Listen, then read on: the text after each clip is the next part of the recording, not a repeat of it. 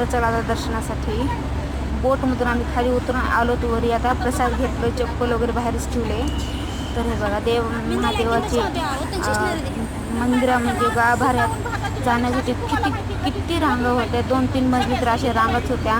ते रांगा बघून मला विचार आले, म्हणजे सगळ्यांना विचारच पडतो की बघितल्यावरती किती गर्दा असत असेल इथं. 8वे कितवा ज्योतिर्लिंग आहे ओंकारेश्वर हे कमेंट करून सांगा मला तर माहीतच आहे. खूप छान दिव्य दर्शन झाले. हे बघा देवाची प्रसाद. तर चला देवदर्शनासाठी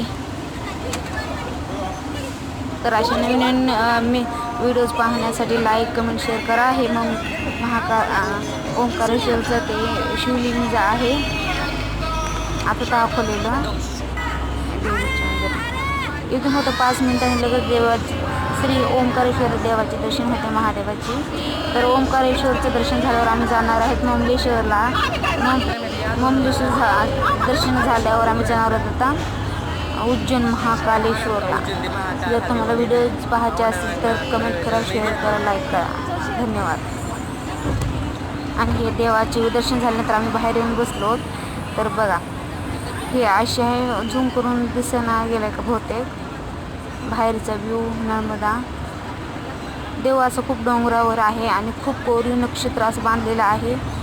खूप छान आहे, पाहण्यासारखं आहे देवाचं ओंकारेश्वर.